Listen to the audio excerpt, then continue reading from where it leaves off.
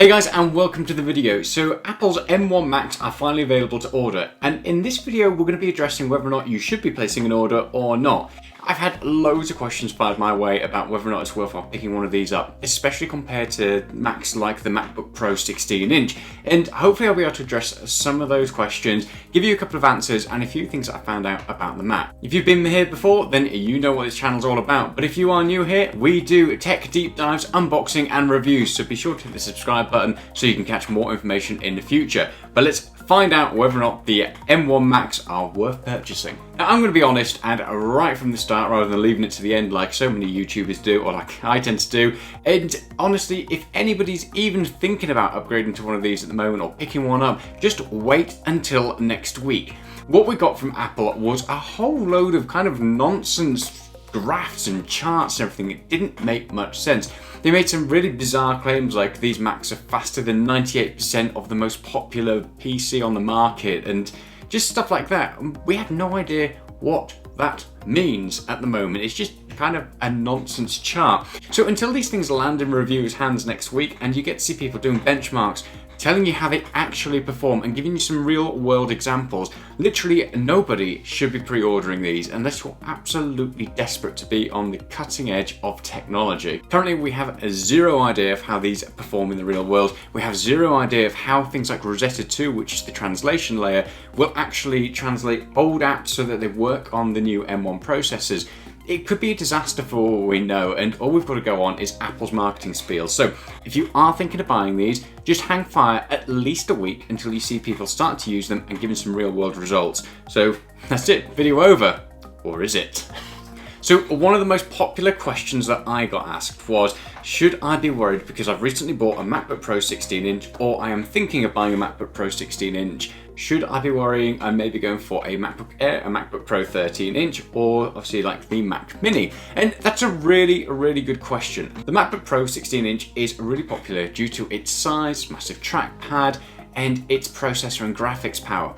And if you're in the market and you're having to ask that question, should you stick with your MacBook Pro 16-inch or should you buy one, then ultimately you're kind of asking the wrong questions, because what you're clearly after is the form factor, the large screen, the large trackpad, the great keyboard on that extra horsepower. It's a different package to something like the M1 Macs that are available now. So for example, I use the MacBook Pro 16-inch all the time and I absolutely adore it. For things like video creation and content creation, you just can't beat it, at least in terms of Macs at the moment. It is a gorgeous package and it delivers everything that I need it for. And in terms of the graphics performance, it looks as though it's still going to beat the M1 MacBooks, so I wouldn't worry too much about that. The other thing to consider is if you're probably in the market for a MacBook Pro 16-inch, then chances are you're going to be using it as a bit of a workhorse. It's going to fit into your workflow for a specific purpose.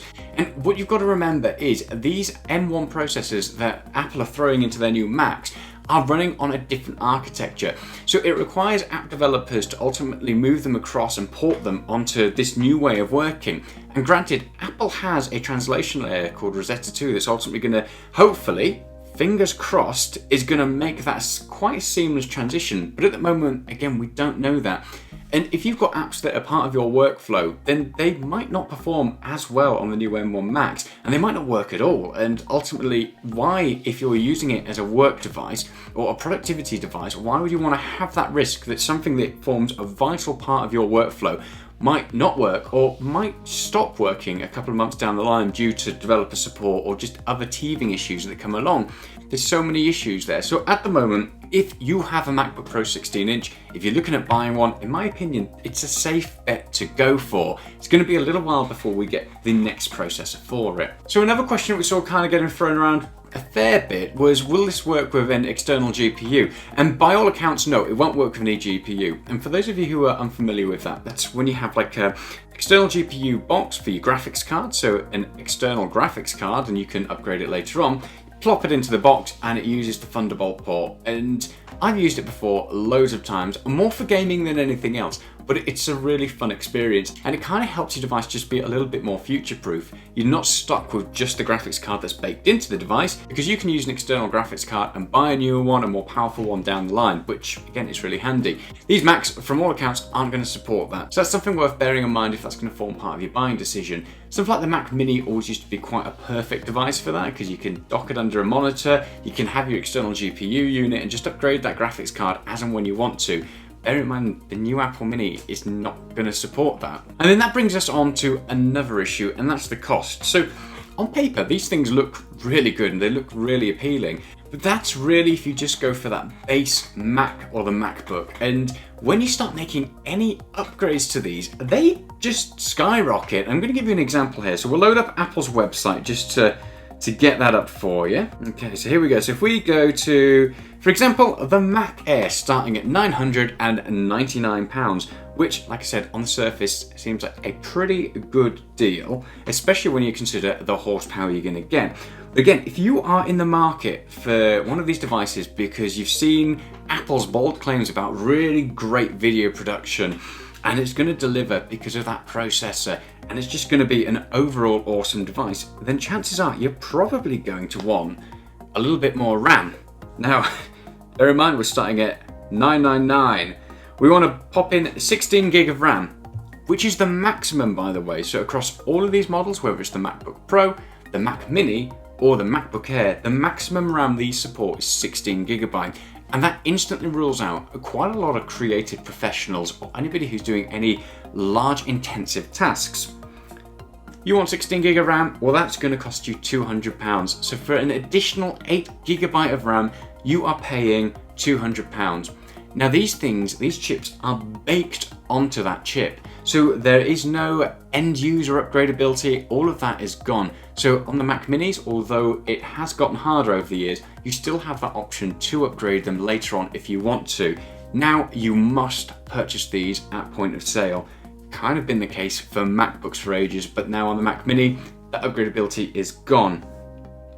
Again, if you are a creative professional, if you're doing things like video production, you probably, unless you have a server or somewhere else to back these up, you're going to want some decent internal storage. And again, for an additional 256 gig, you are looking at £200. So the Apple tax on upgrades suddenly becomes astronomical. For a 512 gig SSD with 16 gig of RAM, you're looking at £1,400 for the base MacBook Air. And bearing in mind that is fanless, so even though it should perform pretty well and near silent, the issue there is it's potentially going to have heat and throttling issues, which, you know what, only time will tell. And again, it's one of the reasons you should be waiting until next week before making any buying decision. So basically, that just brings us back to the earlier point that I made, that you should be waiting until next week at the very least to see how these perform in the real world, because at the moment we've just got some very wishy-washy benchmarks from Apple and we have no idea really. We know they're going to be faster, which is great. We know that the battery life is going to be absolutely phenomenal, which is